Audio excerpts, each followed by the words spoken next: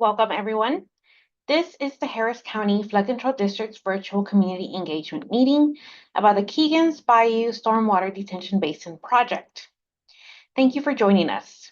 This meeting is all about keeping you informed and hearing your thoughts about what's being done to reduce the risk of flooding in your area. Your input truly matters to our work, and we appreciate you taking the time out of your busy schedule to be here.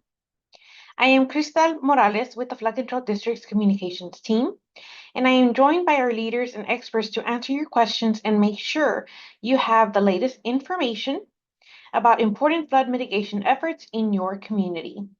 It's great to see people engaged in this project. We look forward to keeping this conversation going. Thank you again for being here. Before we dive in, we have a pre-recorded message from Harris County Precinct 4 Commissioner Leslie Briones. Hi, I'm Leslie Briones, your Harris County Commissioner for Precinct 4. Thank you so much for joining us and making the time to be here today for this important discussion. I would like to extend my gratitude to the Harris County Flood Control District Executive Director, Dr. Tina Peterson, and her excellent team for their partnership and support on this project and so many others throughout Harris County. One of my top priorities as your commissioner is to reduce flooding risk. My team and I are committed to not only fixing past flood damage, but also to protecting our communities from future damage caused by catastrophic flooding. We know it's not if, it's just a matter of when. This project, funded by the 2018 flood bond, is all about keeping our communities safe.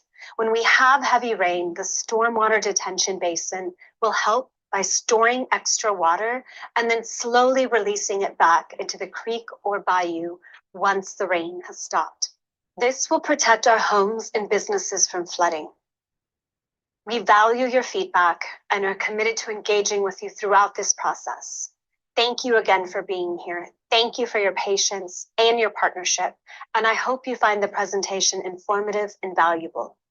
Together, we can make our community more resilient to flooding and ensure a safer future for all of our families. Thank you. Thank you to Commissioner Briones. To kick things off, we'll have a brief presentation to let you know more about who we are and what we do. Then we'll give an overview of the Keegans Bayou Stormwater Detention Basin project, including key details about the preliminary engineering report, timeline, and next steps. After that, we'll move into the Q&A session where you'll have a chance to ask questions directly to the Flood Control District team. We'll also cover some of the most common questions we get from the public. You can submit comments and questions through this virtual meeting's comment feature. If we don't get to your questions tonight, don't worry. We'll be sure to follow up with a response after the meeting. I'll go over these instructions again when we get to the Q&A section. Now I will hand things over to Shannon Ottermatt, also with the Flood Control District's communications team, who will share information about the Flood Control District. Shannon, over to you. Thank you so much, Crystal, and also a big thanks to everyone here with us this evening. I'm going to start off by sharing a little bit about the Flood Control District and the work we do. So what exactly is the Harris County Flood Control District? In 1937, after back-to-back devastating floods hit the Houston area, our Texas legislature created the Harris County Flood Control District to help reduce flood risk throughout the county. Today, we are governed by the Harris County Commissioners Court, and we work very closely with other local and federal agencies.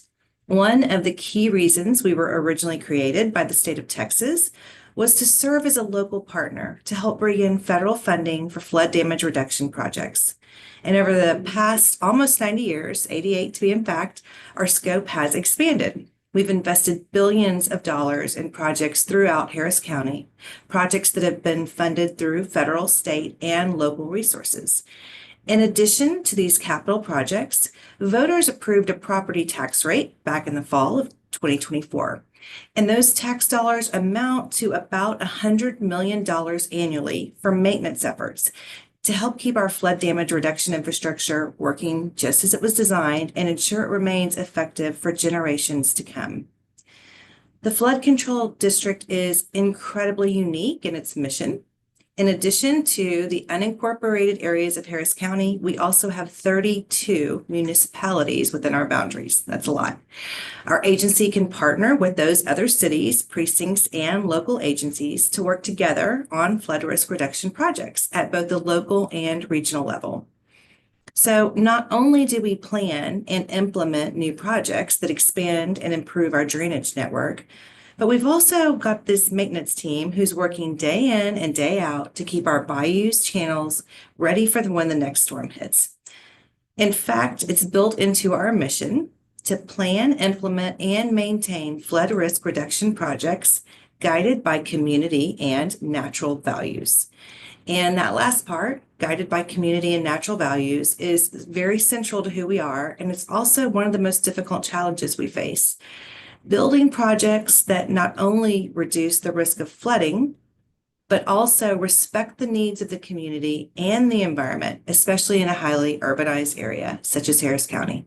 And that's why your input at meetings like these matter so much, and we're so grateful you're here tonight.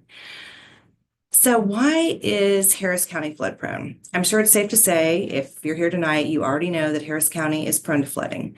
Not only do we have extreme rainfall events like tropical storms and hurricanes, but our land is flat, which means stormwater often moves slowly when making its way down to our bayous and channels. And to make things even trickier, our clay soils don't absorb stormwater very well. So instead of being absorbed, stormwater collects on the ground, creating a pooling effect, which increases the risk of flooding. I'm going to now tell you about watersheds. At the Harris County Flood Control District, we know the idea of flooding is a top safety concern for everyone who lives here, and it's our job to reduce the risk. We are actively working on flood risk reduction projects across Harris County, as shown on this map, which is separated by color-coded watersheds. So what exactly is a watershed? The first thing you might notice is that each watershed is named based on a bayou or a body of water. So each watershed is actually the color-coded area of land around that major bayou or body of water, indicating where the stormwater is expected to ultimately drain if rain were to fall in that region. And in Harris County, we have 23 main watersheds. The county is made up of a vast and impressive system of bayous, tributaries, and other important waterways that make up each watershed. And if you straightened out all of our windy channels and line them up end to end, they would stretch all the way from New York to California. And that's a long, long way. It's more than 2,500 linear miles. The project we're presenting tonight is part of the massive system located in the Brays Bayou watershed in Southwest Harris County. So now a little bit about jurisdictions. Bayous and channels are just one piece of the full drainage system, as you'll see here on this slide, which goes over jurisdictions. While the Flood Control District plays a critical role in reducing flood risks, we're part of a much larger effort. At your home and in your neighborhood, all across the county, storm sewers and roadside ditches collect stormwater runoff, and they move it away from homes and streets. Those drainage systems are typically managed by either the Harris County Engineering Department, a municipal utility district, or a city like the city of Houston. The stormwater then makes its way to the larger bayous and channels before it finally heads out to Galveston Bay. Let's talk about the 2018 bond program. We take our role in flood risk reduction for Harris County very seriously, and we leverage different types of funding opportunities for projects that can help reduce the risk of flooding in our region. One very important source of funding comes from the 2018 bond program. Back in 2018, Harris County voters approved a $2.5 billion in bonds for flood risk reduction projects across the county. And that decision did not happen overnight. Before the election, we held 23 community meetings, one for each watershed, because we wanted to hear directly from residents about their priorities and concerns. These conversations helped shape what is now a list of 181 bond IDs, and more than 20% of those were actually added directly from community input. And each bond ID can then include many projects within it. The actual timing of each bond project depends on several things. You've got to consider funding, environmental permitting, right-of-way acquisition, utility relocation, and then specific grant requirements. As these bond projects move forward, we're making real progress in building a more resilient Harris County. So far, per our most recent data, we have completed 42 bond IDs, secured $2.7 billion in partnership funding to keep the bond program moving forward, and we've hosted more than 200 community engagement meetings. It's important to note that even though voters have approved $2.5 billion for the 2018 bond program, the estimated total cost of every project on our bond project list is actually much bigger than that. From the very beginning, we've been clear, in order to see all the bond projects through construction, we're going to need funding partners. Think of it this way. Multiple bond IDs on the list were funded for a feasibility study or preliminary engineering to see what projects may be possible to reduce the risk of flooding in certain parts of the county. Without this important first step in the project lifecycle, it's impossible to know what potential projects are even possible or determine how much they may cost. The good news so far, as I mentioned, we've secured more than $2.7 billion in partner funding to help move projects forward across Harris County. Each funding partner, though, does have its own guidelines, and some have very specific requirements for the types of projects they will consider funding, and others may require a local funding contribution. The Flood Control District has an experienced and dedicated team that works very hard to match each project with the right funding opportunities, making sure we maximize every dollar to bring the most benefits to the community. Now I'm going to share a little more information on the total cost and funding partners for this project. The estimated total cost for the Keegans Bayou Stormwater Detention Basin project is approximately $70 million, but this is subject to change and is only an estimate. I'd like to highlight one funding partner for this project, the U.S. Department of Housing and Urban Development, also known as HUD. The Community Development Block Grant Disaster Recovery Program is one of the funding programs under HUD. Disaster recovery funding is focused on projects helping communities with long-term recovery after a federally declared disaster. Hurricane Harvey, which hit Harris County in 2017, is the federally declared disaster that allows the Flood Control District to apply for the disaster relief funding. The Texas General Land Office, or GLO, administers the grant program at the state level for HUD. This means that GLO distributes funds to local, county, and state agencies that apply for and are approved to receive funding for projects benefiting areas directly impacted by Hurricane Harvey. The Flood Control District has been awarded approximately $322 million for projects meeting the funding program's requirements. And the Keegans Bayou Stormwater Detention Basin Phase 1 is receiving approximately $12 million in CDBG disaster recovery funding. This project will be constructed in multiple phases, which we'll explain later in the presentation. This project service area was determined to benefit households where at least 51% of the population meets the federal classification of low to moderate income.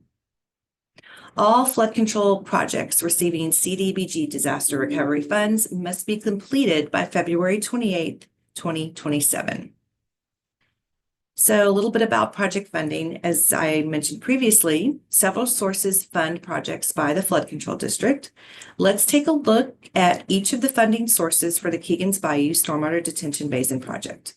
The project is funded by a combination of sources, including the 2018 bond program, the Community Development Block Grant Program, the Environmental Protection Agency State Tribal Assistance Grants Program, Texas Land Commissioner Dawn Buckingham, and community-directed funding secured by Congresswoman Lizzie Fletcher. All non-CDBG funding sources must be applied to this project prior to our ability to utilize CDBG disaster recovery funds. Now that we've shared some key background information, we'll get into the important details about this project. And before we do that, just a quick reminder, we want to hear from you. So please drop your comments into the box. If you're on the phone, you can do that by pushing the star key. And with that, I'm going to hand it over to Melissa Meyer with the Flood Control District's Partnership and Programs Division. Melissa will share more information about the Keegans Bayou Stormwater Detention Basin project. Melissa, over to you. Thanks, Shannon. First, I'll share a brief overview of the project, and then we'll discuss some key updates. The Keegans Bayou Stormwater Detention Basin project will reduce flood risks to Keegans Bayou through stormwater storage and conveyance improvements. This project was initially identified in the Keegans Bayou feasibility study, which was completed back in 2021. Our last community engagement meeting for this project was held in August of 2021, when the project was entering the preliminary engineering stage of the project lifecycle. During that meeting, we shared important information on the Keegans Bayou feasibility study plan that identified flooding problems in the project area and what activities the Flood Control District and its engineers would investigate during the preliminary engineering. And today we will update you on our findings and our resulting recommendations as we move towards the completion of the preliminary engineering report, also known as a PER, by the end of the second quarter of 2025. So what is preliminary engineering and what is the purpose of a preliminary engineering report? Preliminary engineering is an important stage in the development of a project in which we conduct a detailed evaluation of the site. This evaluation will result in examining 3 different alternatives or options for optimizing the site as a stormwater detention basin. And this is where the Flood Control District balances the 2 parts of its mission: to provide flood damage reduction projects that work with appropriate regard for community and natural values. Ultimately, only one option will be recommended at the conclusion of this project stage. Performance metrics will be used to determine the recommended option along with your community input. We will look for the option that is the most feasible and cost-effective to construct while minimizing environmental impacts, and last but not least, maximizing flood mitigation benefits. This map here is a close-up view of the Keegans Bayou, which is a tributary of Bayou. This map reflects the project boundaries for the Keegans Bayou feasibility study plan, which we will discuss in more detail in the following slides. Keegans Bayou is located within the Bayou watershed, covering about 19 square miles. The tributary outfalls into Bayou near the South Gessner Road crossing of Bayou downstream of US 59. And Keegans Bayou flows southwest to northeast to its confluence with Bayou. And the Keegans Bayou is densely developed and primarily residential with some commercial and industrial development. So since our last meeting in August of 2021, the Flood Control District has developed and evaluated possible options to reduce the impacts of flooding in the project area. But before we share those, I'd like to share a few reminders about this project and some of the items that we discussed in our last meeting. The Keegans Bayou feasibility study plan investigated flooding problems, identified prone areas and causes of flooding, and evaluated and recommended short and long-term solutions to reduce the risk of flooding. And this effort resulted in an area-wide plan for the major stormwater infrastructure improvements. Taking an area-wide approach to planning ensures that future flood risk reduction projects work together and are sequenced appropriately to achieve the maximum benefit. Now let's look at the projects within Keegans Bayou. The map on the screen shows the Harris County limits with the gold dotted line and outlines the Keegans Bayou area in pink. The project we are here to discuss is the second project in the Keegans Bayou funded by the 2018 bond program. This project is located near the center of Keegans Bayou, and the project ID is D518-03-00-E001. The Flood Control District currently has another project underway in the eastern portion of the Keegans Bayou tributary called the Keegans Bayou Drainage Improvements near Beltway 8 and West Airport Road, and that project ID is D118-02-00-E001. And both of these projects were the result of the Keegans Bayou feasibility study plan.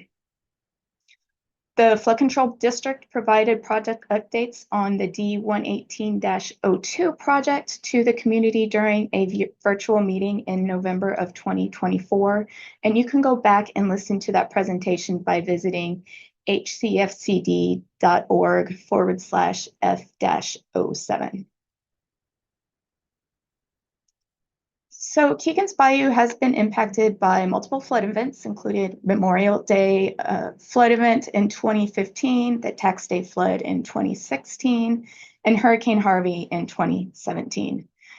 There are multiple sources of flooding in the area, including limitations on local stormwater drainage. These are caused by insufficient storm sewer inlets, an undersized storm sewer network, and a lack of overflow outlets for extreme events.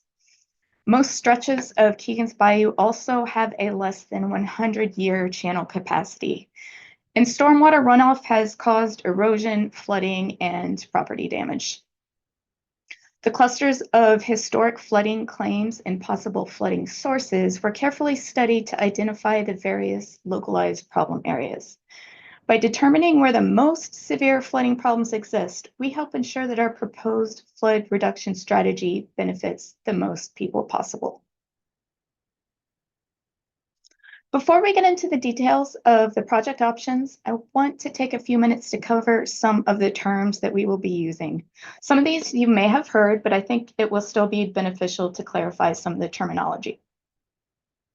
Throughout the presentation, we will be using terms like 100-year event and annual chance event, and I want to clarify what this means.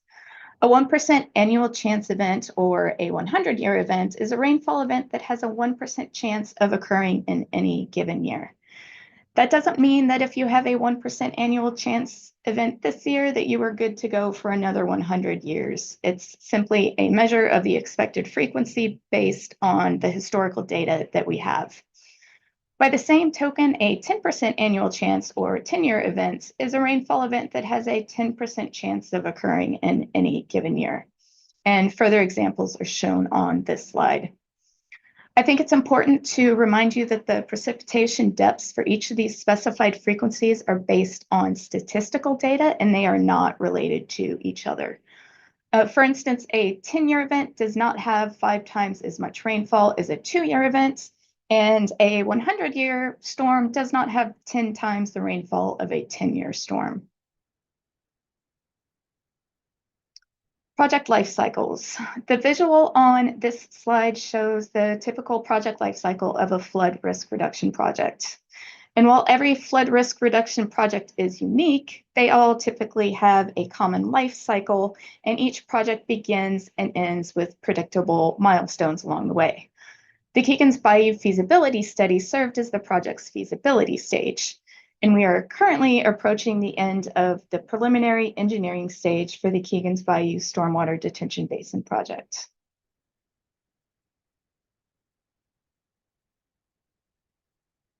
With this information in mind, let's highlight the project objectives and outlooks. The Keegans Bayou Stormwater Detention Basin project aims to decrease the risk of flooding to Keegans Bayou by reducing water surface elevations along Keegans Bayou and providing stormwater storage along the tributary D118-14-00. So we want to ensure the audience understands what we mean when we say reduce the water surface elevations. This means that a particular storm event will cause Keegans Bayou to rise to a specific level today before the project occurs.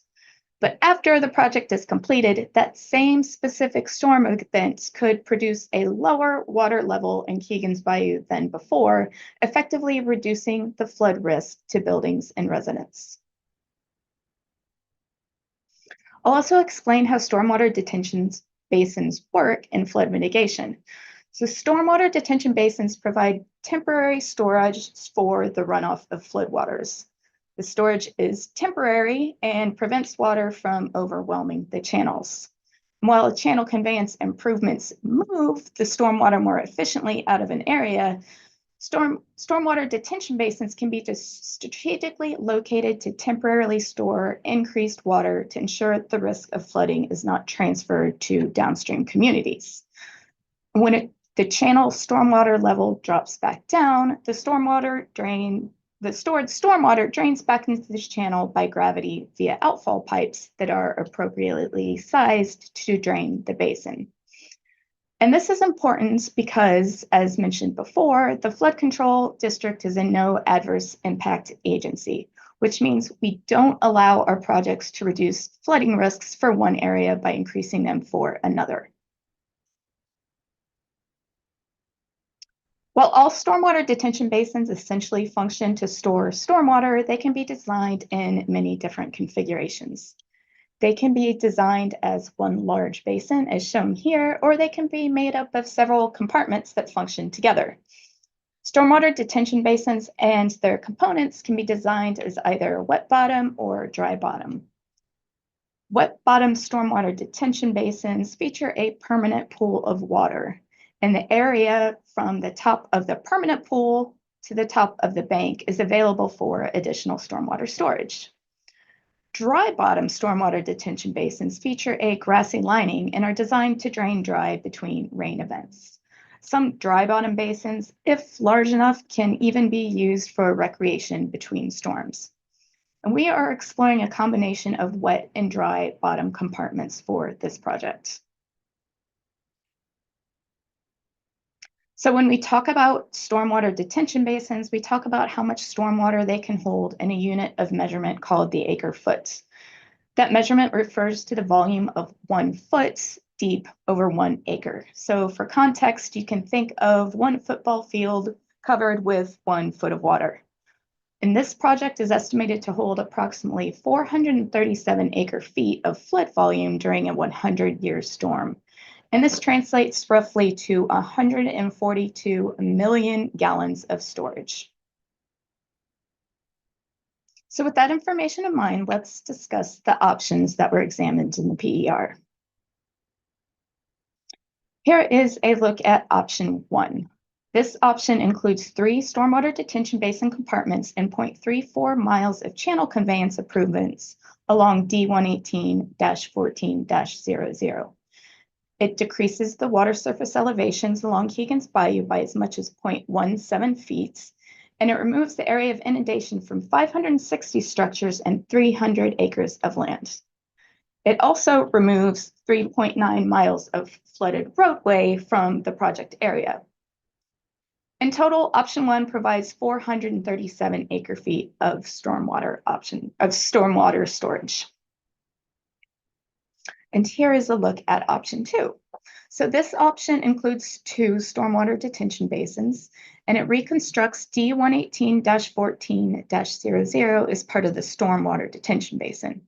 It decreases water surface elevations along Keegans Bayou by as much as 0.19 feet, and it removes the area of inundation from 336 structures and 180 acres of land. And it also will remove 2.8 miles of flooded roadway from the project area. In total, option 2 provides 462 acre feet of stormwater storage. And finally, here is a look at option 3. This option includes 3 stormwater detention basins compartments and 0.34 miles of channel improvements along D118-14-00. It decreases the water surface elevations along Keegans Bayou by as much as 0.18 feet, and it removes the area of inundation from 483 structures and 186 acres of land. It also removes 3.2 miles of flooded roadway from the project area. In total, this option provides 429 acre feet of stormwater storage. As we conclude our analysis, option 1 is our recommendation for the Keegans Bayou Stormwater Detention Basin project. This decision was based on structures, benefited, and cost. As you can see from the comparison table, option 1 is the project to deliver the most benefits. In particular, this option is the best path forward due to the 560 structures and 300 acres of land that the project will benefit. And again, these projections are based on a 100-year storm event. At this stage, the Flood Control District is looking to implement a phased approach for the construction of option 1. So this means that we would build the proposed basin compartments in multiple phases. The first phase of the implementation plan would build the stormwater detention basin within the first basin compartments. And we're about to finish the bid-ready design for this first phase, and we are expected bidding to start in the fourth quarter of 2025. Phase 1 construction is expected to start in the second quarter of 2026 and end in the second quarter of 2027. As of today, phase 1 is set to receive approximately $12 million. So let's take a look at the next steps for this project. First, we'll consider public feedback before finalizing the preliminary engineering report, which is expected to be finalized and transmitted to Harris County Commissioners Court by the end of the second quarter of this year. From there, further refinement of the design for the recommended option will begin. The design stage is estimated to take about 9 to 12 months, and then construction on the first phase is estimated to begin around the second quarter of 2026 and end by the second quarter of 2027. The Flood Control District will keep the community updated as we approach the end of the design stage to provide an update on the project. Again, we really appreciate you attending this meeting to listen and learn more about our work. And it's now time to hear any questions and comments you'd like to ask or share. So I'll hand it back over to Crystal to kick off the Q&A. Crystal? Thanks, Melissa. Before we move into the Q&A, I just want to say we truly value your input. Your feedback helps shape this project and other happening across Harris County. Every comment and question we get tonight will be considered as we move forward, and the conversation doesn't end here. If you'd like to stay updated, ask more questions, or sign up for our mailing list, please visit hcfcd.org/KBDB2. As a reminder, there are 2 easy ways to submit a question or a comment while we're together tonight. You can use the comment box through this virtual meeting, or you can call 855-925-2801 with meeting code 11349. If you are joining us on the phone tonight, please press star to leave a message. I want to point out again that any questions we don't get during tonight's Q&A will receive a response after the meeting. Information from this meeting and a recording of this live stream will be available on our website and YouTube channel. Joining Melissa for our Q&A session tonight are Emmanuel Almeida, the project manager for this effort, and Hani Malak with the Capital Projects South Division. Now it's time to take some of your questions. Please submit your questions at this time, and while we are waiting for questions to come in, we can talk about some of the most frequently asked questions that we hear about projects. Melissa, this was touched on during the presentation, but can you talk a bit more about the funding sources for this project? Sure. So this project really is a great example of how we have to fund some of these larger projects with multiple funding sources. And sometimes it's really difficult to convey the scale of the projects, the scale of the need for flood risk reduction projects, and how that translates to some pretty substantial costs. So when we start to look at funding sources, we often have to seek multiple partners. So this project in particular, the Keegans Bayou Stormwater Detention Basin, is being funded by multiple sources, including $12 million from the Community Development Block Grant Disaster Recovery Program, approximately $1 million from the Environmental Protection Agency, States and Tribal Grants Program, as well as community-directed funding secured by Congresswoman Lizzie Fletcher. This project has also received funds from the 2018 Harris County Flood Control District Bond Program, as well as Texas Land Commissioner Don Buckingham. Thanks, Melissa. The next question is for the project manager. Emmanuel, can you restate the project objectives? Certainly, I'll be happy to restate them. So the project aims to reduce flooding by decreasing water surface elevations along Keegans Bayou and providing stormwater storage along one of the Bayou's tributaries. And this is D118 14-00. This tributary is located between Synod, the project is located between Synod Road and South Dairy Ashford Road. The project objectives were identified during the Keegans Bayou feasibility study plan. Now, just remember that as we complete the preliminary engineering stage, we will continue to evaluate the most promising improvements proposed in the watershed planning study to recommend the best path forward for the project with available funding. Thank you for that. And let's highlight another question that we often hear asked by residents. What are the anticipated benefits of this? That's a great question. Now, the project is anticipated to provide about 437 acre-feet of storm water storage. This means that it will hold more than 142 million gallons of stormwater during a 100-year storm event. Now, we'll have more on that term later in the Q&A. So one may ask, what does that mean?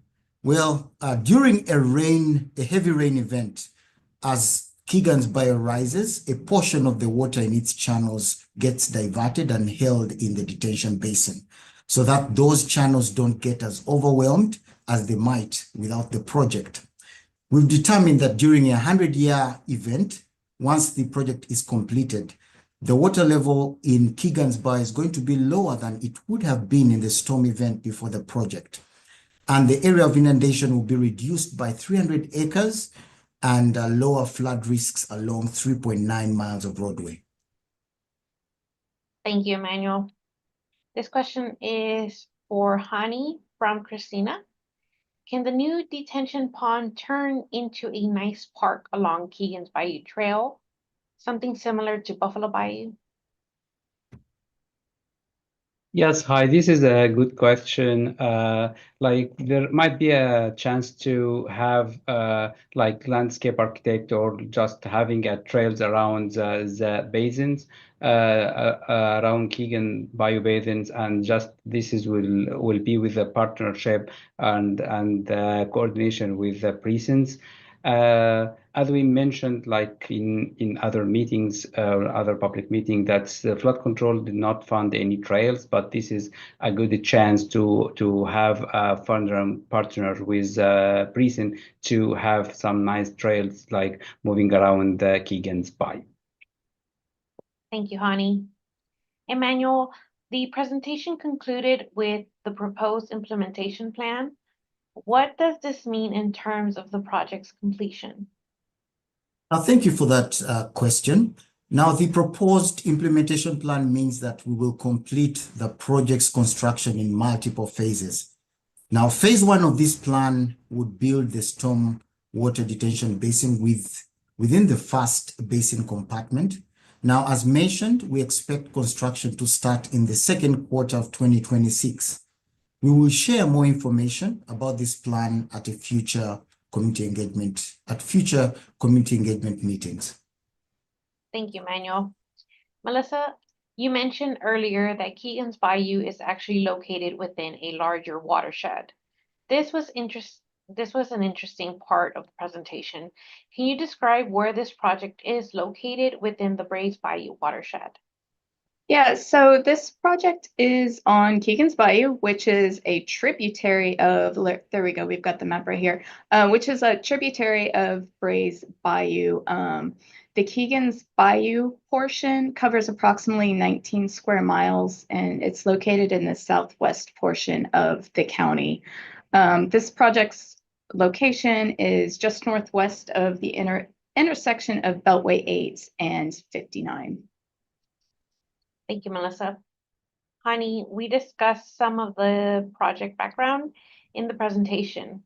Melissa also mentioned that there is another ongoing project in Keegans Bayou. Can you tell the audience how this project was identified, and can you highlight the other project taking place in on Keegans Bayou? Yes, sure. This was one of two projects that was identified in Keegan Bayou feasibility study plan, which was included in the 2018 bond program. The study investigated flooding problem and identified prone areas of flooding, as well as their causes. This study result in short and long-term recommendation. In general, Keegan Bayou floods from a few sources. Those include limitation on local stormwater drainage, insufficient channel capacity for the 100-year storm events, and widespread stormwater runoff that causes erosion and property damage. The other project is called the Keegan Bio Drainage Improvement. This project is near the Beltway 8 and West Airport Road project. The Flood Control District provided key updates to the community during a meeting in November 2024, and we can all listen to this presentation by visiting our website at scvhcfct.org/F07. Thank you for that. This question is for Melissa. Andrew asked about option 1 and how it would reduce the water surface elevation by 0.17 of an acre foot. Would you please clarify in how many inches that would be? Yeah, so the water surface reduction is actually in units of feet. So it's 0.17 of a foot, which translates to just over 2 inches, which doesn't seem like a lot, but if you've ever flooded before and had structural flooding in your home, you know that an inch can really make a difference. Thank you, Melissa. This question is for Emmanuel. Robert is asking if this project will affect the cost of flood insurance. That's a very good question. Now, it's impossible to say, that any one project, will completely, end flooding in an area and thus, of course, reduce the flood insurance.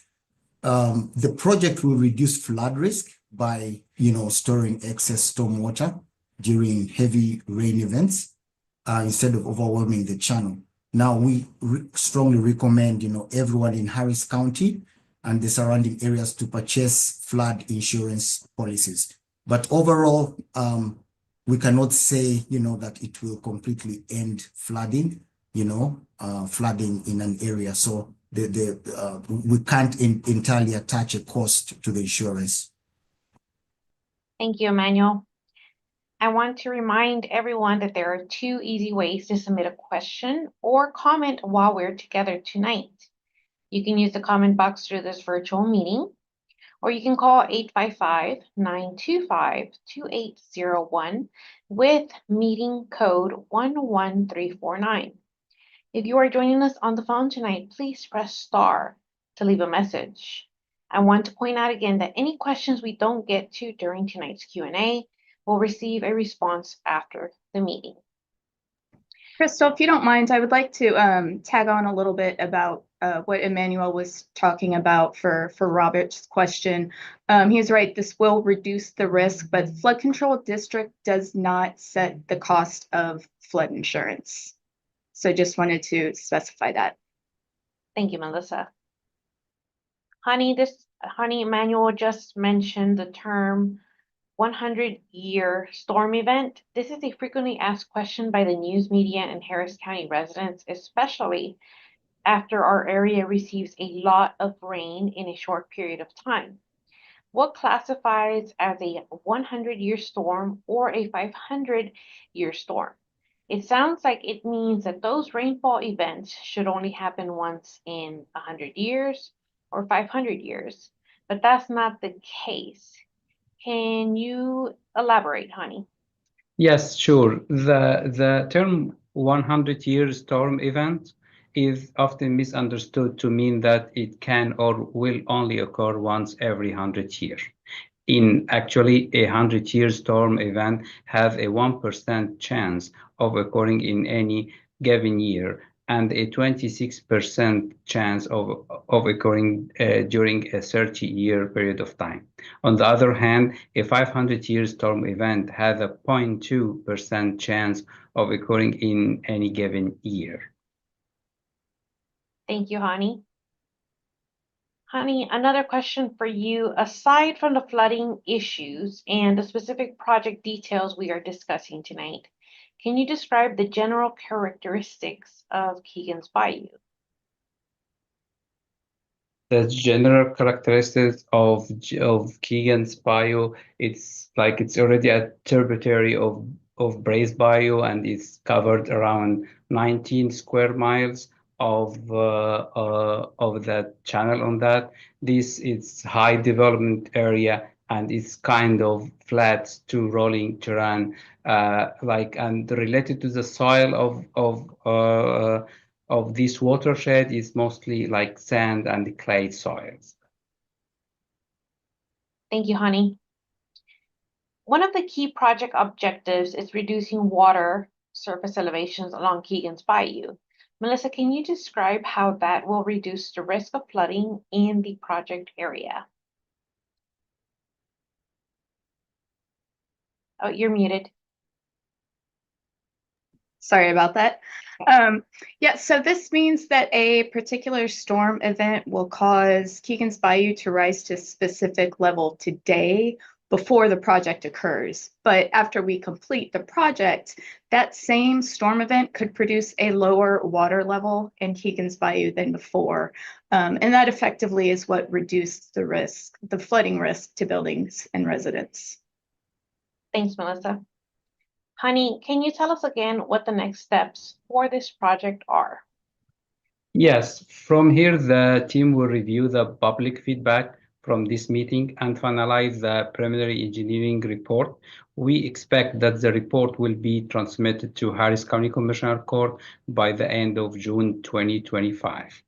After the team will work on the design of the recommended option, we anticipate this stage to take approximately from 9 to 12 months. The flood control district will continue to share updates as we complete the design stage.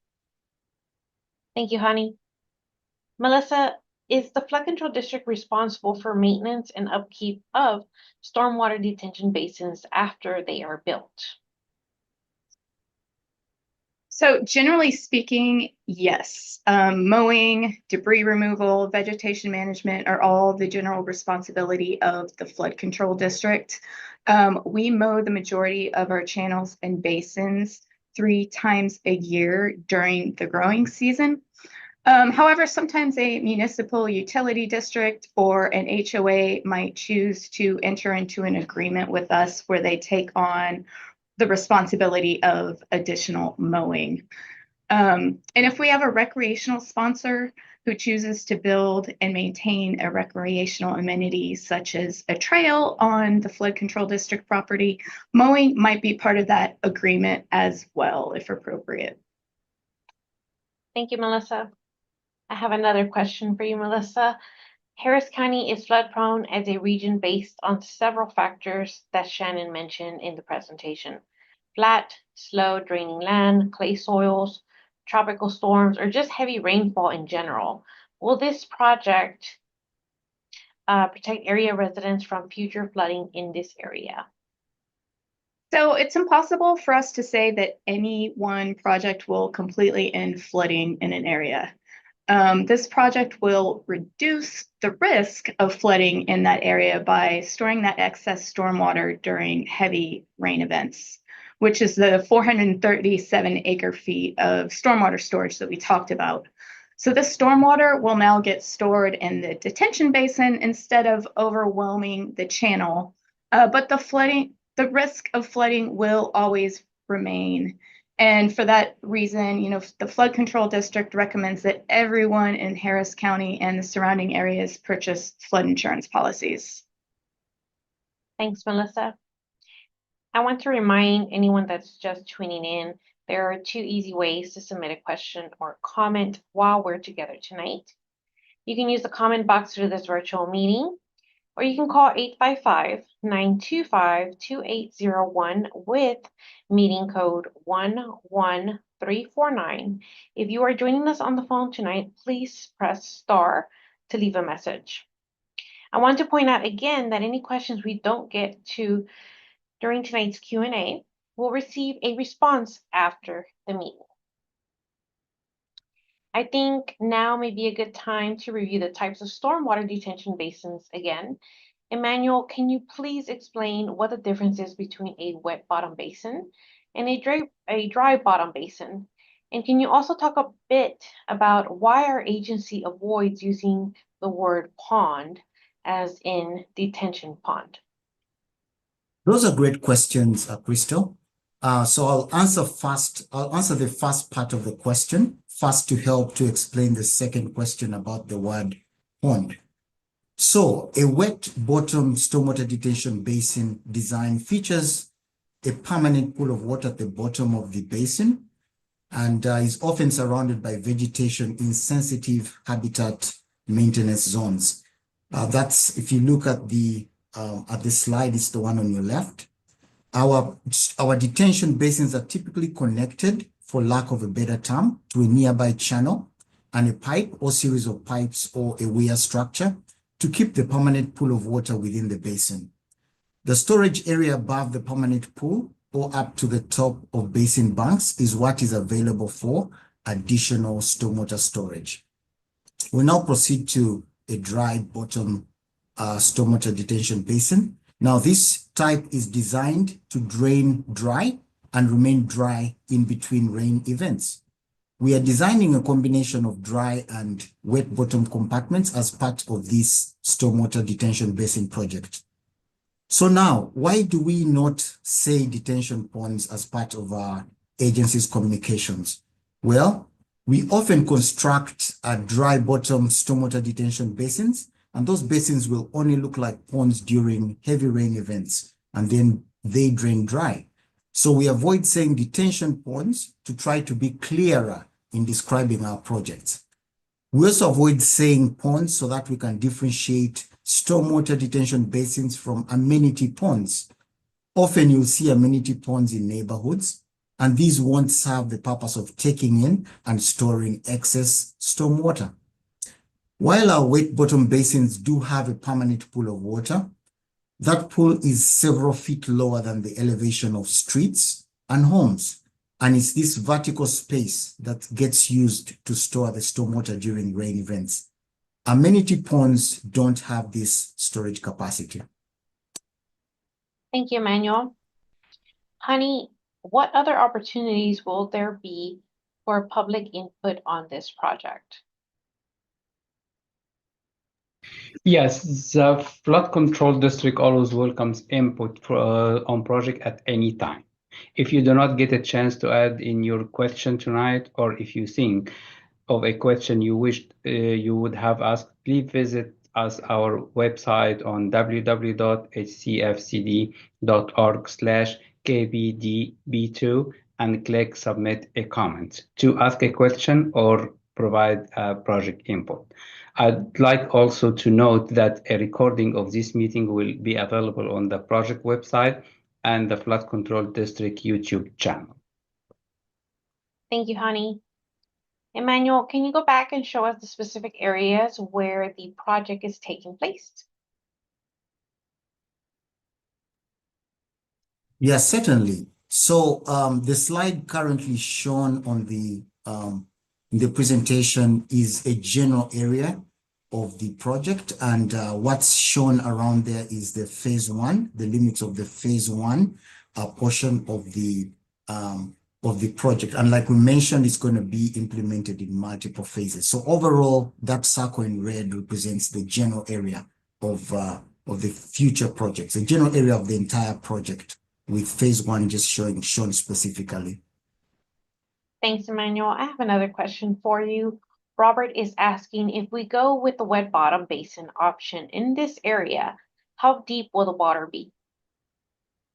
Thanks for that question. Now, we will be going with a combination of dry and wet bottom basins. to be a combination, because we mentioned we'll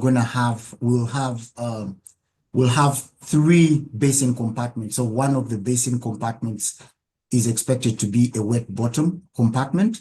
Now, regarding the depth, I'll need to, provide you with the actual depth for that. I'll get back to you with that information. Thanks, Emmanuel.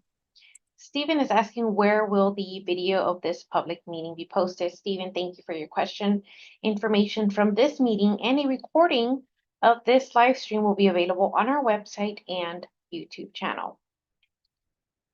Melissa, where can the audience find updates about this project as it progresses? Sure, we will be posting updates for this project on the project web page. That's located at hcfcd.org/KBDB2. And we encourage you to also sign up for email updates on the webpage and to receive key information in real time from us. Thank you, Melissa. Honey, if you are reducing flooding in this area, are you just flooding another area as a result?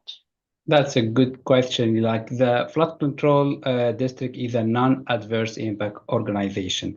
This means that the flood control district does not create projects that will negatively impact any other areas.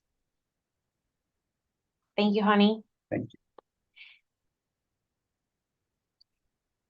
So as a reminder, for anyone that's just tuning in, information from this meeting and a recording of this live stream will be available on our website and YouTube channel. You can use the comment box through this virtual meeting, or you can call 855-925-2801 with meeting code 11349. And if you're joining us on the phone tonight, please press star to leave a message. Emmanuel, how can residents learn more about the other projects going on in the Bayou watershed? All right, thanks for that. So we recommend visiting the website, which is www.hcfcd.org, and select Bayou from the watershed list on the home page. From the Bayou watershed page, you'll see a list of ongoing projects on the left side. Towards the bottom of that list, there's an option to sign up for updates about the Bayou watershed. Thank you. Emmanuel, as a follow-up to how the project is funded, can you explain how the CDBG Disaster Recovery Program supports this project? That's another great question. Now, since the project will be constructed in multiple phases, the CDBG funding is broken down accordingly. As of now, phase 1 is set to receive approximately $12 million. Now, we will share additional information on future phases of this project at future community meetings. Thank you, Emmanuel. Thank you again for joining us and being part of this important conversation. If you think of questions or comments later, or if you're watching this on replay and have something you want to add, please submit a comment on the Harris County Flood Control District website at hcfcd.org/KBDB2 or by mail. We also want to encourage everyone to get flood insurance. People usually think about flood insurance around the hurricane season, which runs June to November. But flood season is year-round in Harris County, and we urge you to protect your home and property. We will continuously share updates on this project as our work moves forward. So be sure to sign up for email alerts on our website and follow us on social media to stay up to date on what we're doing in your neighborhood and beyond. Thank you, stay safe, and have a good evening.